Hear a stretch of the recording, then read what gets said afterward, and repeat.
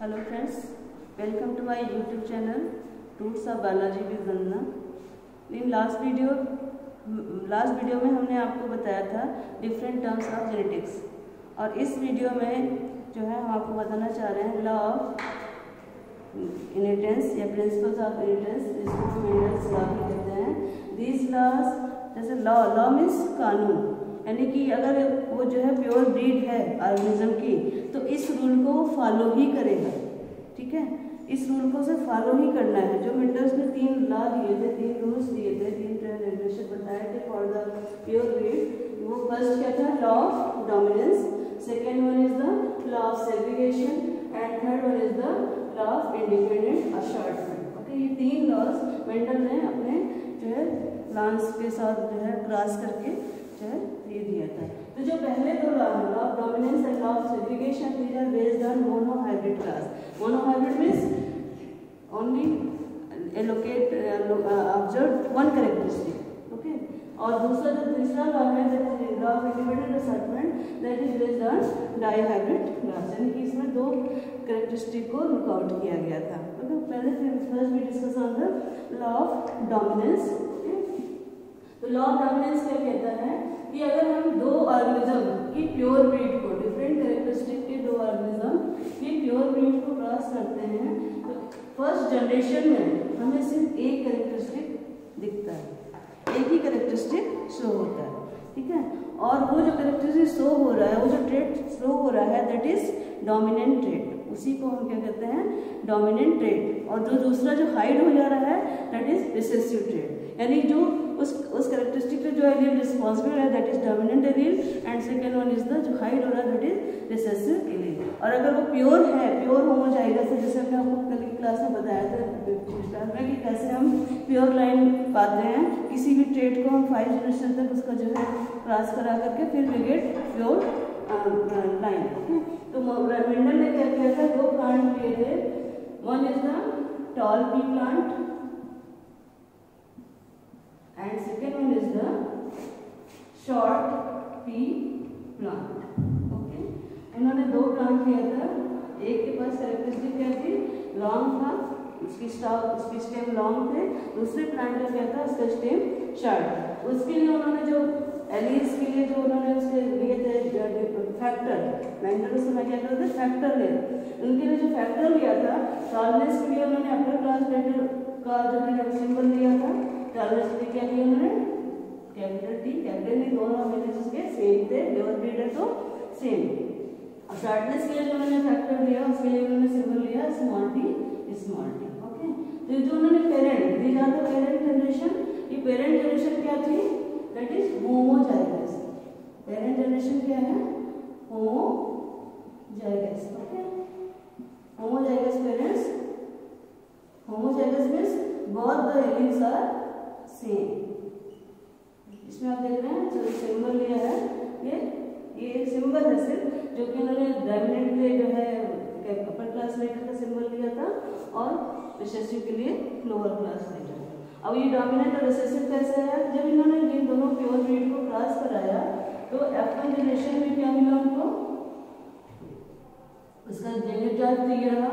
ठीक है, दोनों के जो है एलील आए गेमीट के थ्रू, और जो डाइहाइब्रिड प्लांट था उसके पास एक गेमीट कैपिटल टी, एक गेमीट स्मॉल टी, लेकिन जो फिनोटाइप था इस प्लांट का, all are tall plant. Okay, यानी कि जो शॉर्टनेस का जो फीचर था, शॉर्टनेस की जो ट्रेट था, वो फर्स्ट F1 जनरेशन में क्या हुआ? हाइड हो गई। This is our F1 generation. और ये जनरेशन क्या है? हेटेरोजाइगस है। क्या है जनरेशन हमारी?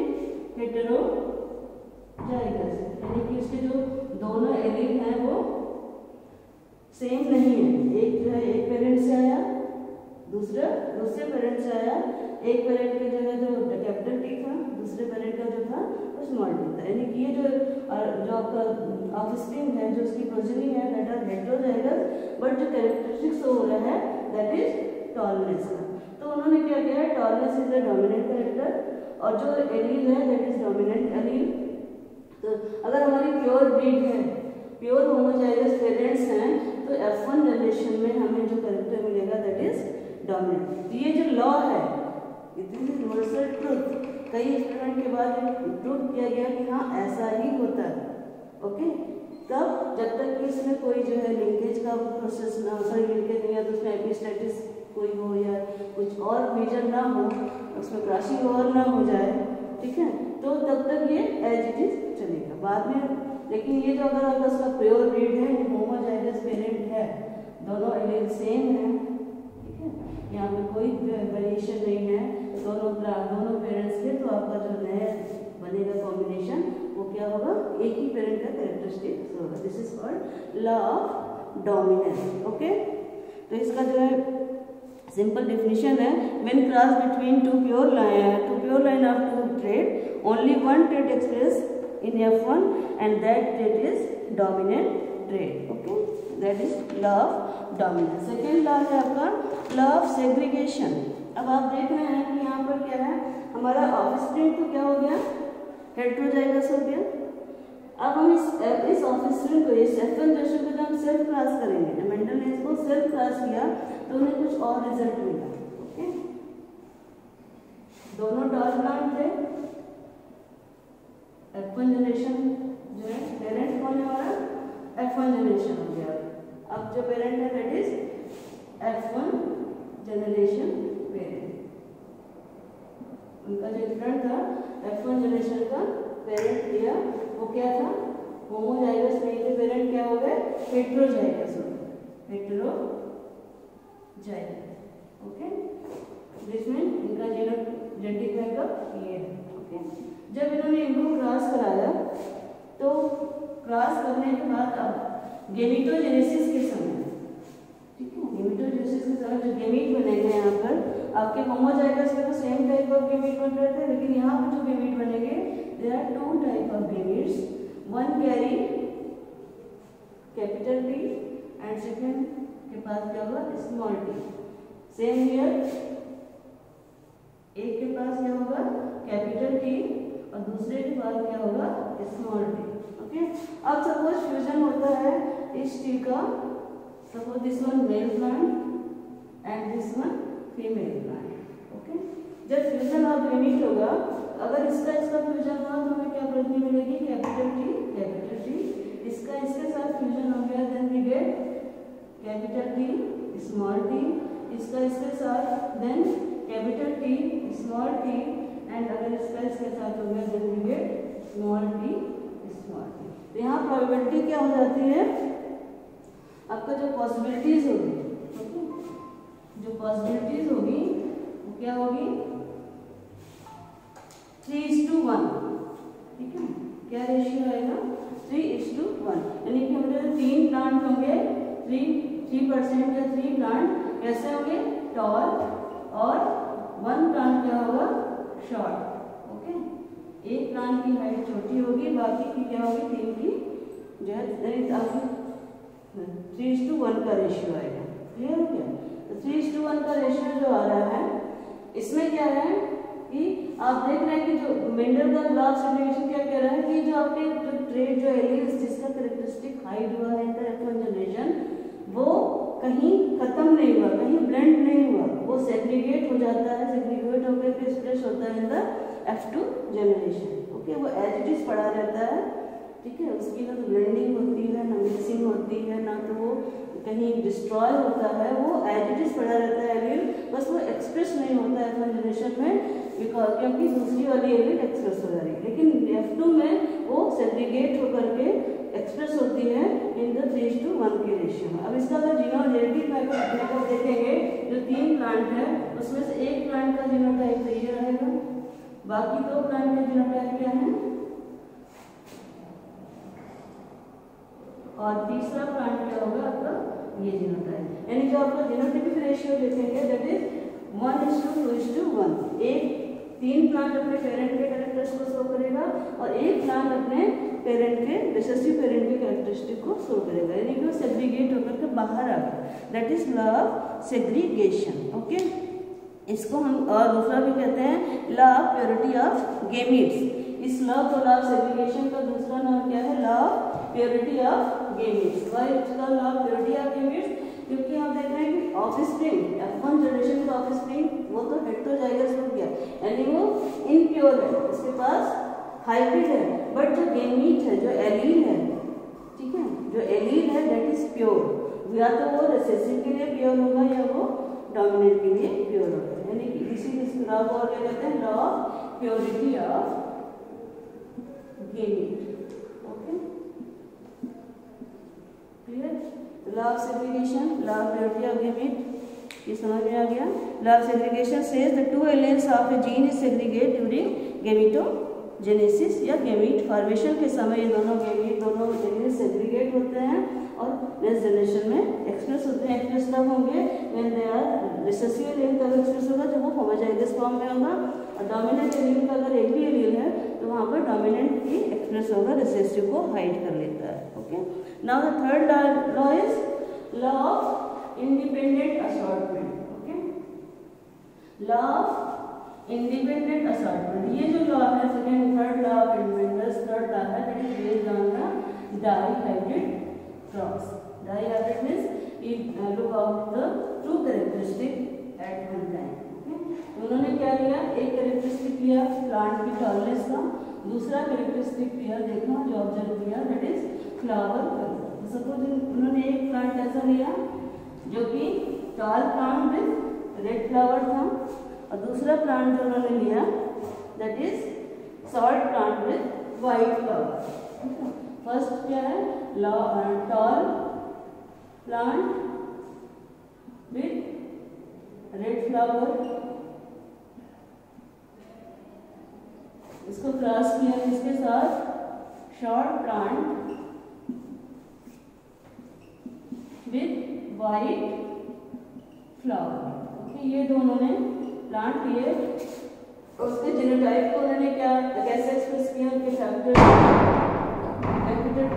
T for the tallness and capital R for the red flower colour. Okay, in this case small t for the shortness and small r for the white color flower. When we cross these two we get the in F1 generation उन्हें जो progeny मिली उसका genotype क्या था, genetic makeup क्या था, capital T एक यहाँ से स्मॉल t, यहाँ से कैपिटल R और वहाँ से small r।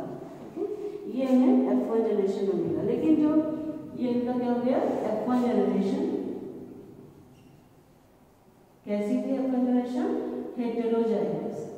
Okay, heterozygous, parents क्या हैं, होमोजाइगस पेरेंट्स हैं, पेरेंट्स क्या हैं, होमोजाइगस पेरेंट्स, और जब इनको बीच में क्रॉस किया गया होमोजाइगस पेरेंट्स का, जो टॉल और रेड फ्लावर के लिए होमोजाइगस था और शॉर्ट और व्हाइट फ्लावर के लिए होमोजाइगस थे, तो जो क्रॉस किया था F1 में हमें क्या मिला, हेटेरोजाइगस, यानी एक टॉलनेस की एलील यहाँ से आई फॉर द टॉलनेस के लिए और वहाँ से आई शॉर्टनेस के लिए, यहाँ से एक रेड फ्लावर के लिए एलील आई, वहाँ से क्या आई, व्हाइट फ्लावर के लिए। But in this generation this parent characteristic they displace, क्यों, क्योंकि इस कैरेक्टर को उन्होंने क्या कहा, दिस इज डोमिनेंट कैरेक्टर। तो F1 में क्या हो गया, okay, tall plant with red flower. Okay, जो हमें F1 मिलेगी that is tall plant with red flower. Okay, tall plant with red flower ये मिला, ठीक है। अब इसमें जब फिर से सेल्फ क्रॉस किया गया, इसी से सेल्फ क्रॉसिंग सेल्फिंग करके F2 जनरेशन लाई गई, तो यानी क्या होता है, यहाँ पे जो 16 के 16 यहाँ पे जो रेशियो आया है 16:0 फॉर द जीनोटाइप आल्सो और फिनोटाइप, दोनों रेशियो क्या है आपका 16:0। लेकिन जो 16 के 16 प्रोजेनी मिली दैट इज प्रोबेबिलिटी, तो उसमें क्या हुआ, सभी टॉल और रेड फ्लावर के थे और सबका जीनोटाइप यही था, ठीक है। जब इन्होंने इसमें सेल्फ क्रॉस कराया, जब इन्होंने फर्स्ट F1 जनरेशन को सेल्फ क्रॉस कराया, उनके पास F1 जनरेशन क्या है, सभी प्लांट बाहर से कैसे हैं, टॉल और रेड फ्लावर वाले हैं, ठीक है, लेकिन अंदर से उनका जीनोटाइप डिफरेंट है, ठीक है। सारे प्लांट क्या है F1 जनरेशन वाली कुछ नहीं, क्या है, tall plant red flower, clear, सारे प्लांट्स वाले क्या हैं, टॉल हैं और रेड हैं। लेकिन उनका जेनेटिक मेकअप क्या है? T T capital T small T capital R small R. Same here capital T small T capital R small R. This is our F1 generation. इसमें उन्होंने क्या किया? सेल्फ क्रॉस कराया। तो जो F2 मिला, इससे जो F2 मिला उसमें उन्हें कुछ नए कॉम्बिनेशन मिले, कुछ नई चीजें मिली, नया कॉम्बिनेशन, नए प्लांट्स। और दोनों पेरेंट्स के कुछ प्लांट ऐसे मिले जिसमें एक पेरेंट का कैरेक्टरिस्टिक है, दूसरे पेरेंट का, लेकिन कुछ प्लांट्स है जिसमें दोनों के ब्लेंड थे। ओके, दोनों के मिक्स थे। ओके, तो इसमें आप देखेंगे अब जो इस जनरेशन में जब आपका गेमेटोजेनेसिस के समय सेग्रीगेट हो रहे हैं तो हमें कितने तरह के गेमेट मिलेंगे? यहाँ पर 4 तरह के गेमेट मिलेंगे। Okay, we get 4 type of combination of gametes. कैसे? एक में तुम्हारा PR capital T capital R जाएगा, दिस इज पॉसिबिलिटीज प्रोबेबिलिटी। एक में क्या होगा? Capital R small r। एक में क्या जाएगा? Small r capital small t capital R। और नेक्स्ट में क्या जाएगा? दोनों small t small r। Same इस केस में होगा, इसमें भी वही सेम होगा, 4 तरह के गेमेट। ठीक है, एक गेमेट हमारा क्या बनेगा? Capital T capital R। दूसरा हमारा क्या बनेगा? Capital T small r। Next होगा that is small t capital R and last one is the small t small r। This is the probability of formation of gamete. तो ये segregation, ये अपना probability क्या हुई? 4 तरह के गेमेट की पॉसिबिलिटीज है। एक तो दोनों में जो है डोमिनेंट नहीं होंगे, इसमें एक डोमिनेंट एक रिसेसिव होगी, इसमें भी वही एक डोमिनेंट एक रिसेसिव, इसमें दोनों रिसेसिव होंगे। सेम हियर, तो ये suppose this is male and this one is female. अब जब इसके बीच में क्रॉस हुआ, इन गेमेट्स का जब फॉर्मेशन जो है क्रॉस हुआ, तो जो हमें प्रोजनी मिलेगा, ठीक है, जो हमें फिनोटाइपिक रेशियो मिलेगा दैट इज 9:3:3:1। अब ये रेशियो कैसे आया है आपको पनेट स्क्वायर के थ्रू बताएंगे। तो जो है अब जो F2 जनरेशन के लिए हम पनेट स्क्वायर बना रहे हैं, उसको आप देखिए कि कैसे हमें 9:3:3:1 का रेशियो मिलता है। कि 9 एक पेरेंट जैसे, 3 और 3 अलग अलग कॉम्बिनेशन, और एक जो है रिसेसिव पेरेंट की जैसे कैरेक्टरिस्टिक शो करेगा। ओके, तो पहले हमें यहाँ पे पनेट स्क्वायर चक्कर बोर्ड बनाते हैं।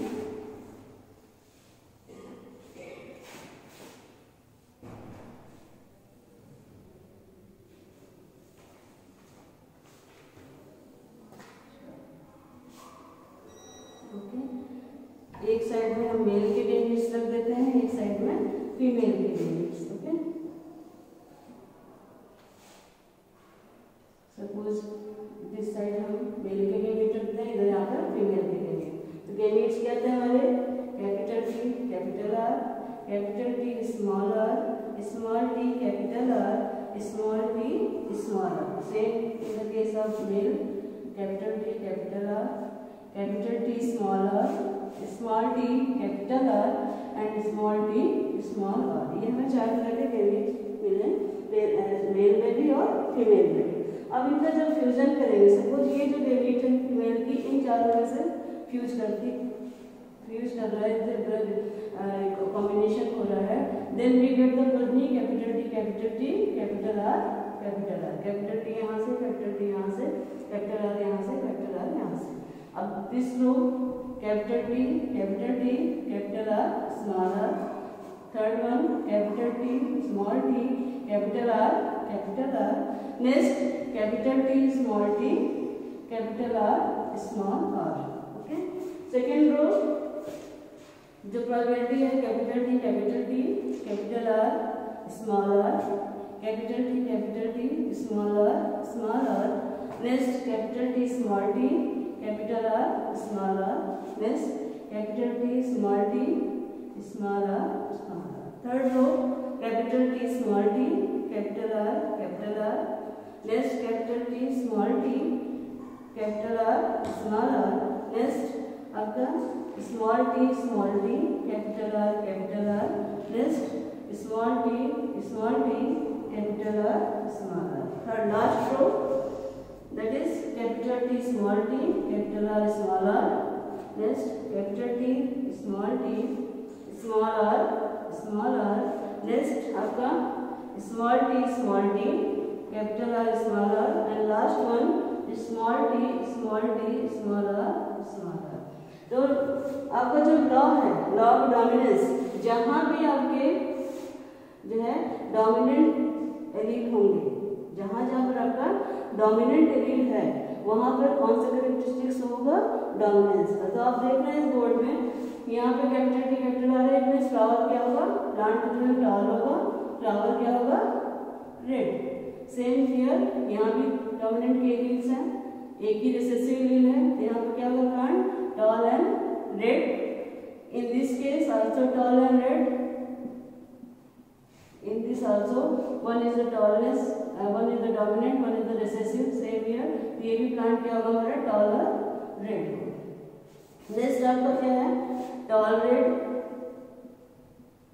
This one, in this case plant होगा tall,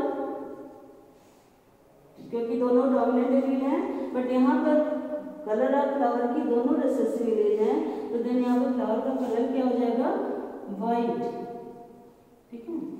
नेक्स्ट आपका tall red, next tall white, क्योंकि यहाँ पर भी आपका देख रहे हैं कि रिसेसिव एलील है दोनों। नेक्स्ट केस में टॉल रेड,